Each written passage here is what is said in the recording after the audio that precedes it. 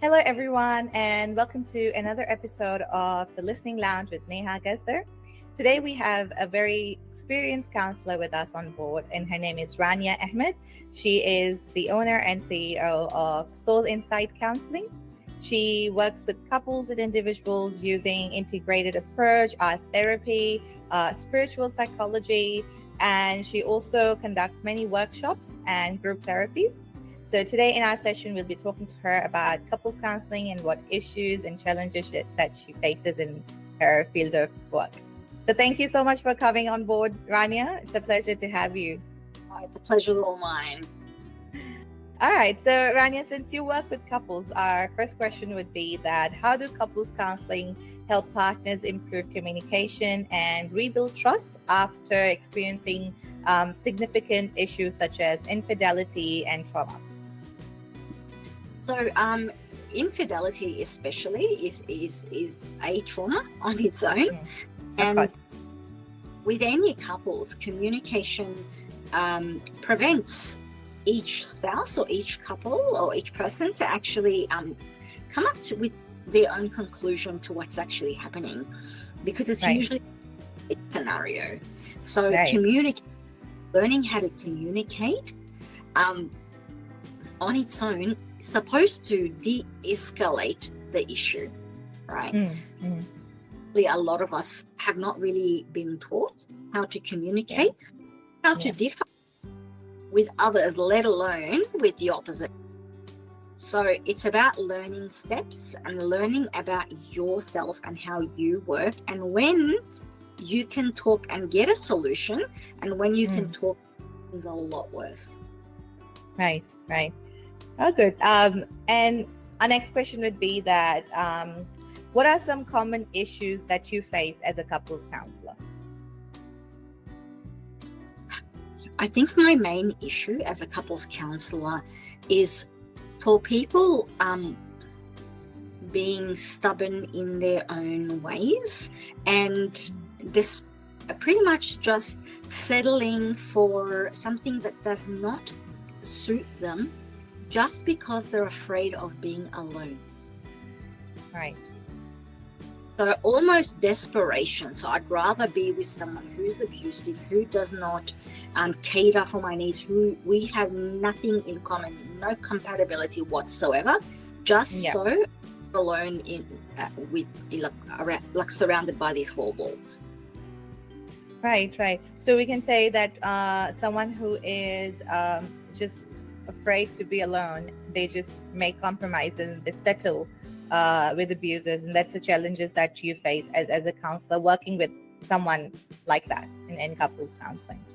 And again, it's the definition of being alone. They're not alone. They've got neighbors, got people at work that they can see. They've got family, but it's almost as if condition that if I don't have a man or if I don't have a woman. Right. So the concept of companionship, can we say? And it's not this, you do have companionship and you do have life, just not this type of love yet. Yeah. And how do you navigate around these people who are like, you can sense that they are in an abusive relationship, and they, and then obviously, there are signs and symptoms of abuse, and they still want to be with this person. So how do you deal with this challenge in your practice? In my practice, we go back in time as to where this started, where this learnedness originated, when it originated. Was it through mum or dad? And how did it originate? Was it, and then we go back in time and we actually test the situation from afar. Was this fair? Was there anything wrong with this situation? And then bit by bit, they start processing why they are enabling themselves to be in such a disrespectful relationship, or such a disrespectful. They start honoring them when they realize that the original perpetrator, whom they trusted, actually was in the wrong. Right, right. That's a really good approach, actually. And I'm learning a lot. And yeah, I think it would really. I mean, you can't really force or tell someone, especially your client, that that they have to leave or they have to do something about it. But it's obviously you need to make them realize it themselves. And yeah, there are some techniques that we use. So definitely something very useful to learn. Thank you.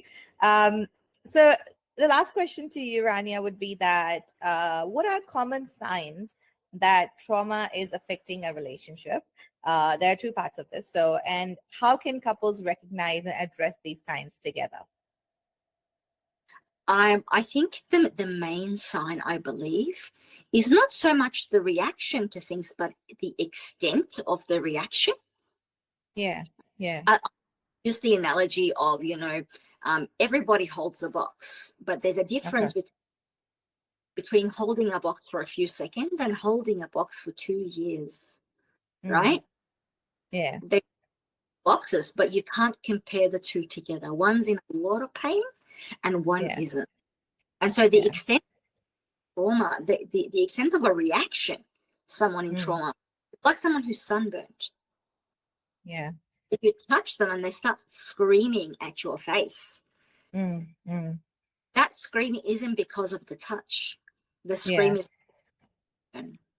and so yeah, yeah. to realize that there's a trauma, it's not to react. So, for example, something upset me, so I got upset, right? Mm, It's mm, upset bit, it's how much I got upset.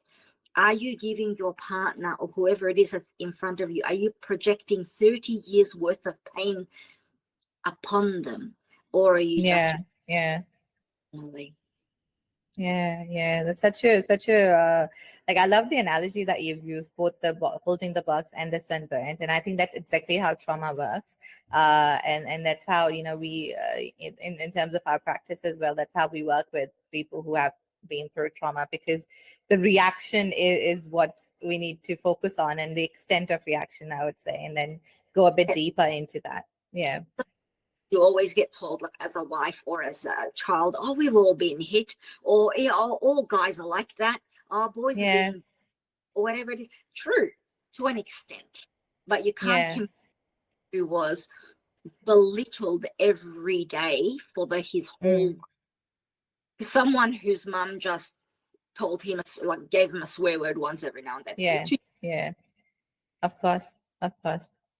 So someone who's been abused on a daily basis, and then someone who has just been occasionally abused, it's a very two different scenarios, and the trauma that you develop is also very different in yeah. terms of extents. Yeah, yeah, yeah.